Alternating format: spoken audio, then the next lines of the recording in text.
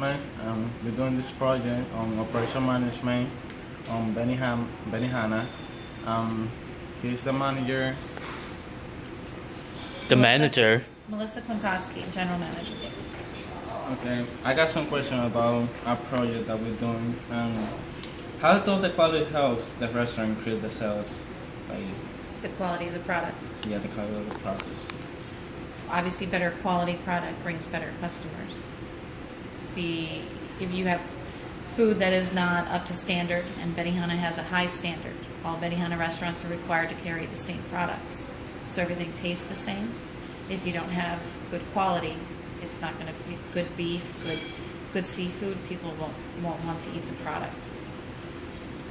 For example, the quality of the service is important on the restaurant as the quality of the food. Both are important, just in different areas. Quality of the service makes the customer feel valued. Quality of the product brings them back to eat the food. To maintain the high quality, like you say on the restaurant, on your ingredients, do your restaurant use like consistent turnover on the ingredients, like the food and the frozen and fresh food? Most of our product is fresh. We get 2 deliveries of Cisco a week. True Roll does our seafood. There's different sections that deliver different product. Based on the frequency of how much we use is how much we order. So all the strip loin comes from a warehouse. We're not allowed to carry it past a certain date as far as since it's been cut from the beef. Everything has a set by date of how long we're allowed to have product. How often like you change the products every time? Like Produce? yeah, Or product? the product, especially the fresh one. Especially, you mean the vendor, or you mean just Like how the- often we order? The raw meat, like the meat, like All the beef comes from a Tyson warehouse. no, how often do you? You're in the video now. How often do you do the turnover? Like once a week or? We get 2 deliveries of beef a week, filet and strip loin. They come in whole loins, so like this. We strip them ourselves. So we take off the fat, we trim off all of that, cut it into the portion sizes that we need, and we do that based on what we're projecting for the sales for that day as to how much we cut. So that we don't have product that goes bad because we've opened up the vacuum packed package. The restaurant constantly trying to improve the itself and create innovations to enhance the customer experience. Say that again, honey. Do your restaurant constantly trying to improve itself and create innovative way to enhance the customer experience? Most restaurants are corporations, so they have their own set of standards. We are to uphold those set of standards. So as far as that part usually doesn't change. What would change is the people you bring into the restaurant to work the restaurant. Like you have a server that's not upbeat or just stands there with a straight face. You're not going to get as much repeat customers as somebody that engages the customer and talks to them, especially with a hibachi chef. They come here to see the chef. They come here for the show. If you have a chef that doesn't give them a show, you're less likely to get a return customer than somebody that has a good time. The chef is engaging, talks to them, does all the tricks they're required to do. That brings back people more. About the company locations, do you think it was a good decision to place the restaurant here, or do you think it would be better to get attract more people in another place? This restaurant is 37 years old, so back then, at 37 years ago, this was a good location. Now, not so much. We're near an economy that's lower. I personally have put in for this building to be moved even 3.5 miles that way, farther into the middle of Cherry Hill, would be a better increase. It would increase lunch sales, dinner sales, and I would not lose any of the customer base I already have. And that's all from our part. So Okay, my name is Carlos, and I'm gonna be on this. My part is going to be forecasting. One of the biggest problems for a company is how to forecast and how to manage the forecasting properly in order to increase the quality of your restaurant. Are you referring to forecasting of sales or forecasting We're of saying forecasting products? actually on your inventory. Okay. So usually you got the restaurant works basis on one day, or you manage your inventory based on weeks. Every restaurant's different. This restaurant is weekly. We do inventory weekly. Your supplier, you say Cisco, you got different suppliers for different suppliers for different things. We use Cisco for twice a week. We use True World, which is a Japanese company. All our Benihana Japanese product That's for comes once a week. We have True World, which is seafood for sushi. They come whenever we order. So they could come 4 or 5 times a week if we wanted, just not a week. It's based on the need of the restaurant. But you actually make some kind of calculations just for to know, Right. okay, how much, what amount of seafood Salmon, do I need for yes. this? What amount of salmon I need, how much amount of the fresh tuna, because it does need to be cut, it does need to be portioned, and some frozen, some not. Yeah. The other part is usually your inventory that you have in one day or the week. It's kind of, but whatever inventory you have in a week, what happens if you don't actually spend all your inventory you got? What happens if it's some suppliers is just bi-weekly? So one day you got, let's say the supplier that day you use all of the products, and now you run out of those products, and you still need them because the week it hasn't done. Then we have to go out and get it. And that's either a fluctuation in sales as far as something that's happened in the neighborhood, whether something's been closed or people have off and I as the GM didn't know. I could get a fluctuation in sales, which is going to cause, usually what causes that to happen.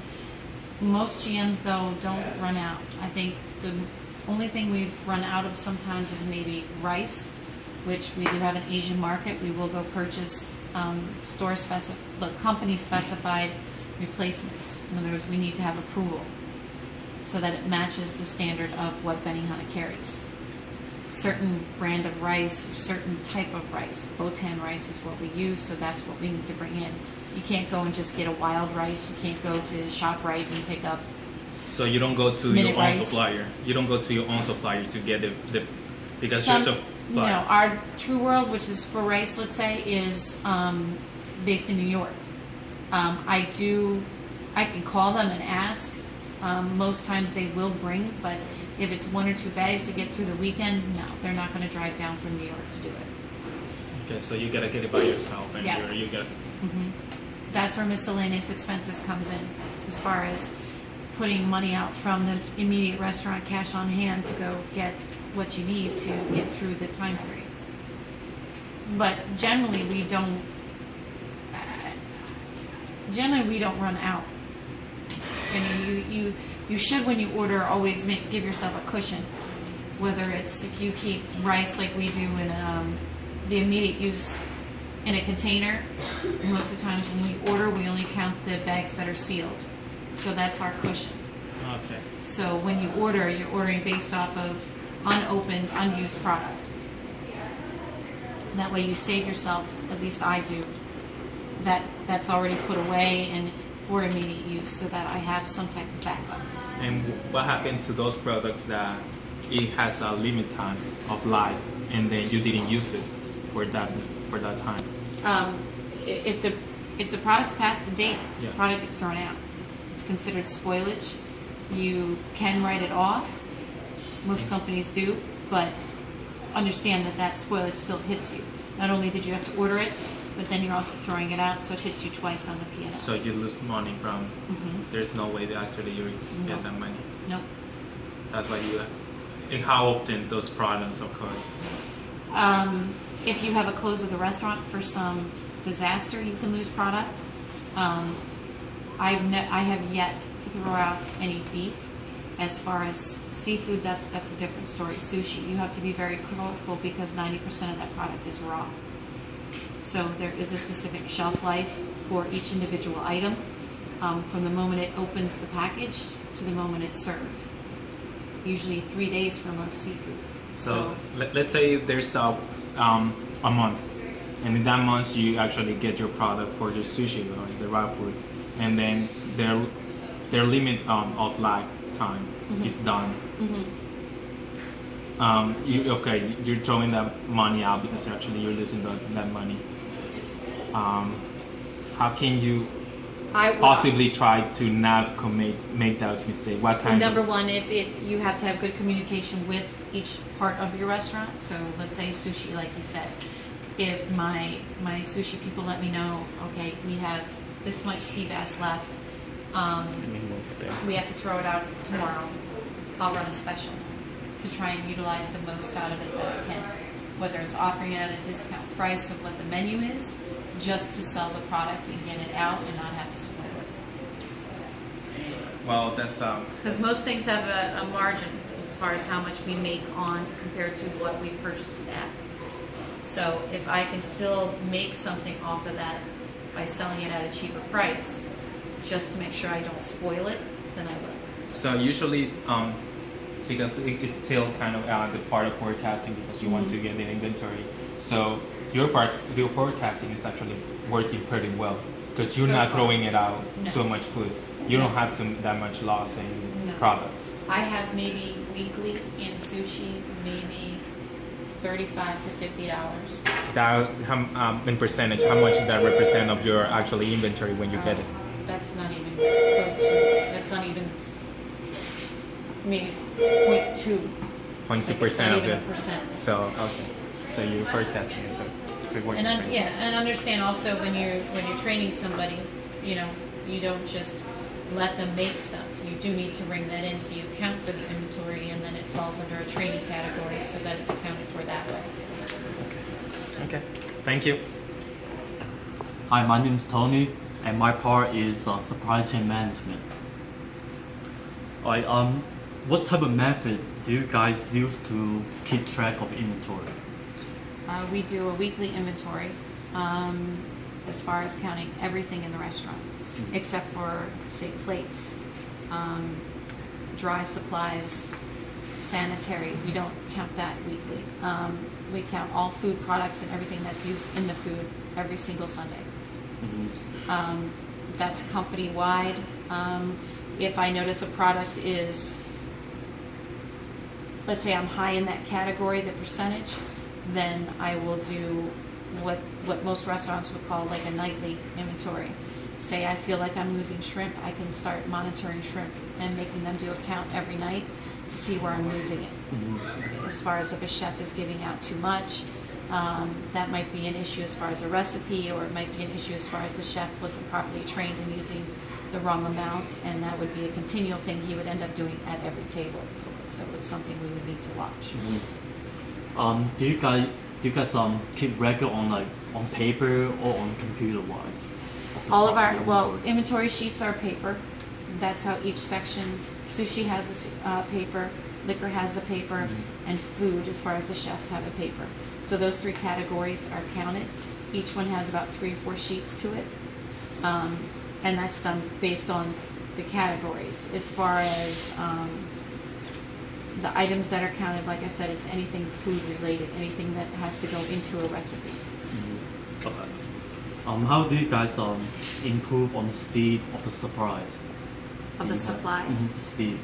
The speed as in how often it comes in, or when we check it in? How often it comes in and it goes out? Like I said, Cisco will come twice a week. Produce can come every day but Sunday. True World can come every day but Saturday and Sunday, and that's mostly our sushi area. Liquor we order once a week, and that's based on need. That's beer, sake, and the liquor. Okay. Also, question: where is the restaurant outsourced at? Where it's outsourced? Give exactly what you mean. I think in that part we We'll talk Benihana about doesn't outsource any production. This is a restaurant. It's not like a big company when you actually try to outsource your production of any products because it's gonna be cheaper. No, than we do sell. They're considering that as far as our sauces. We in-house we make our mustard, our ginger dressing, the garlic butter. All of that we make in-house. The teriyaki sauce, the spicy sauces, all of them. Benihana is, because it has been purchased by an investment company right now, looking to expand as much as we can. So there have been talks about outsourcing to grocery stores or something like that. Our retail-wise, our sauces. It hasn't been implemented yet. No, it's just something that they've discussed. Now people can come to our restaurant and purchase it, retail-wise, all those items, at any time. okay. What do you guys usually do to avoid the product obsolescence? When the product goes bad, how do you guys usually avoid that? That comes to the forecasting and the knowledge of the people that do that. As far as I have a chief chef and 2 seconds in my kitchen. To have that position, you have to have been a chef. You have to have some knowledge of inventory. Those 3 are the people that do the orders for the kitchen, and those are the 3 people that do the inventory for the kitchen. All of them are able to do both of those. So any order, any second or chief can do the same as I could do. My assistants don't know how to do it, but I can order any order in this building and know what I'm ordering. And the ordering comes down to knowing what's in the recipe, your manager telling you what the specials are for the coming month, knowing when that delivery comes in for that coming month, and making sure you order the products for that special. Always assuming that you're going to sell more than you might, so that you do have enough to cover the sales of that item. A lot of those items end up on the menu when they do a menu change, so then it becomes a permanent thing. Okay. Alright, that's all.